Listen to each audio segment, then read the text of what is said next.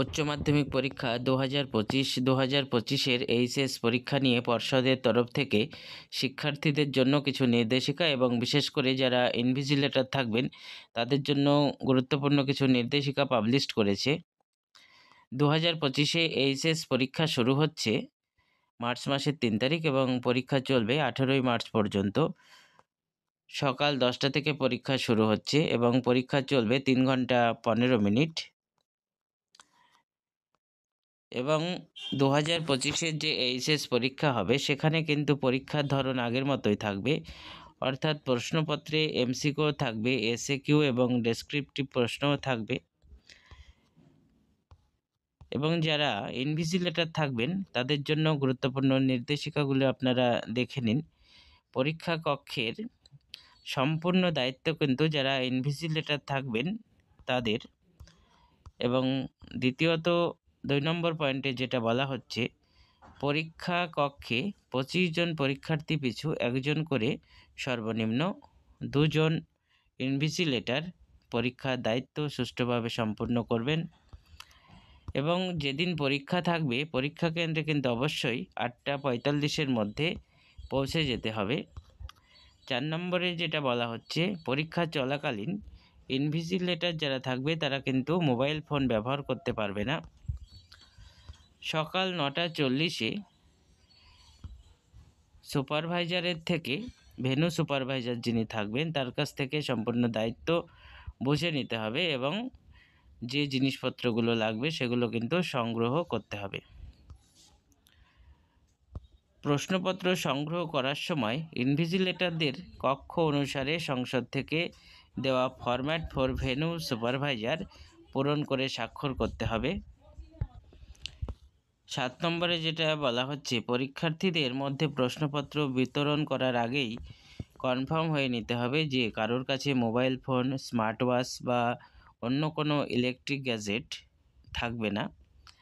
এবং পরীক্ষার্থীদের জানিয়ে দিতে হবে যে কোনো কারণে যদি কারোর কাছে পাওয়া যায় তাহলে কিন্তু পরবর্তী পরীক্ষা বা যে পরীক্ষার দিন সেটি পাওয়া যাবে সেই পরীক্ষা বা তার পরবর্তী পরীক্ষা কিন্তু দেওয়া যাবে না বা পরীক্ষাগুলো বাতিল করা হবে।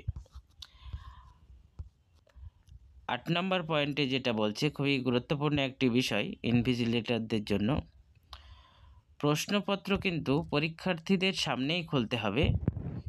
9:55 প্রশ্নপত্রের প্যাকেট কিন্তু কাটতে হবে এবং সকাল 10টার সময় প্রশ্নপত্র সাথেই উত্তরপত্র পরীক্ষার্থীদের মধ্যে বিলি করতে হবে। 9 নম্বর পয়েন্টে যেটা বলা হচ্ছে, পরীক্ষা শুরু হওয়ার 1 ঘন্টার মধ্যে এবং পরীক্ষা শেষ হওয়ার 30 মিনিট পূর্বে কোনো রকম পরীক্ষার্থী কিন্তু বাইরে যাবে না, ওয়াশরুম বা টয়লেটে কিন্তু যাওয়া যাবে না। কোনো পরীক্ষার্থী যদি ওয়াশরুম বা টয়লেটে যায় তাহলে পরীক্ষা শুরুর 1 ঘন্টা পর বা পরীক্ষা শেষ হওয়ার 30 মিনিট আগেই কিন্তু সেটা সম্পন্ন করতে হবে। এবং 10 নম্বরে যেটা জানানো হচ্ছে, খুবই গুরুত্বপূর্ণ একটা বিষয়, প্রত্যেকটি প্রশ্নপত্রে কোশ্চিন পেপার সিরিয়াল নাম্বার থাকবে। সেটি কিন্তু পরীক্ষার্থীদের বলতে হবে যে উত্তরপত্রের প্রথম পাতার ওপরে ফাঁকা জায়গায় কিন্তু সেটি অবশ্যই যেন লেখে। 11 নম্বর পয়েন্টে যেটা বলা হচ্ছে, পরীক্ষার্থীরা অ্যাডমিট কার্ড অনুযায়ী উত্তরপত্রে নিজের নাম, রোল নম্বর, বিষয় ইত্যাদি তথ্য সঠিকভাবে লিখেছে কিনা সেটি ইনভিজিলেটর কিন্তু ভালোভাবে দেখে তবেই স্বাক্ষর করবেন।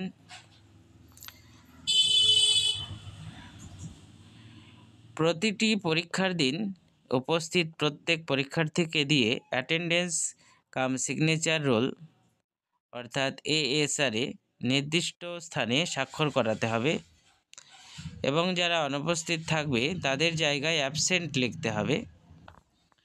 13 নম্বর পয়েন্টে যেটা বলা হচ্ছে, যদি কোনো পরীক্ষার্থী অসুস্থতা বা অন্য কোনো কারণে এক বা একাধিক পরীক্ষা তার বরাদ্দকৃত কেন্দ্রের পরিবর্তে অন্য কোনো কেন্দ্রে দিতে বাধ্য হয় তাহলে এএসআরে তার ওই দিন বা দিনগুলির স্বাক্ষর করাবার স্থানে এবি লেখা যাবে না, অর্থাৎ অ্যাবসেন্ট কিন্তু লেখা যাবে না। এক্ষেত্রে লাল কালি দিয়ে অ্যাপিয়ার ফর্ম সেন্টার নাম্বার লিখতে হবে। যে কেন্দ্রে থেকে পরীক্ষা দিচ্ছে সেখানে একটি ব্ল্যাঙ্ক এএসআর এ স্বাক্ষর করাতে হবে। এটা আপনারা ভালো করে দেখে নিন। এবং 14 নম্বর যেটা খুবই গুরুত্বপূর্ণ একটা পয়েন্ট, সেটি বলছে যে লুজ শিট যেগুলো বিতরণ করা হবে সেগুলোই যেন অবশ্যই ইনভিজিলেটরের সিগনেচার করা থাকে। লুজ শিটে আগে থেকে ইনভিজিলেটরদের স্বাক্ষর করে রাখাও চলবে না, অর্থাৎ আগে থেকে কিন্তু স্বাক্ষর করে রাখলে চলবে না, যখন বিতরণ করবে তখনই কিন্তু স্বাক্ষর করতে হবে।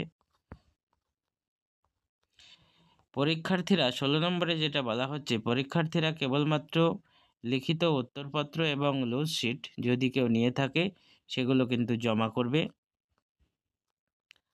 17 নম্বর পয়েন্টে যেটা বলা হচ্ছে, পরীক্ষার্থীরা পরীক্ষা শেষ হওয়ার সর্বোচ্চ 30 মিনিট আগে বা তারপর উত্তরপত্র জমা করে প্রশ্নপত্র নিয়ে কিন্তু কক্ষ ত্যাগ করতে পারে, অর্থাৎ পরীক্ষা শেষ হওয়ার 30 মিনিট আগে থেকে কিন্তু উত্তরপত্র জমা নেওয়া যেতে পারে।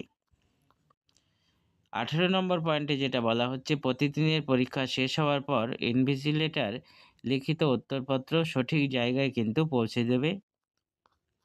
19 নম্বরে যেটা বলা হচ্ছে, পরীক্ষা কক্ষে কোনো অসৎ উপায় অবলম্বন করলে, অর্থাৎ যদি কোনো দেখা যাচ্ছে কেউ মোবাইল নিয়ে এসেছে বা কোনো ইলেকট্রিক ইনস্ট্রুমেন্ট এনেছে বা কোনো খারাপ কাজ করেছে, তাহলে কিন্তু তার খাতা আরে করতে হবে, অর্থাৎ বাতিল করতে হবে।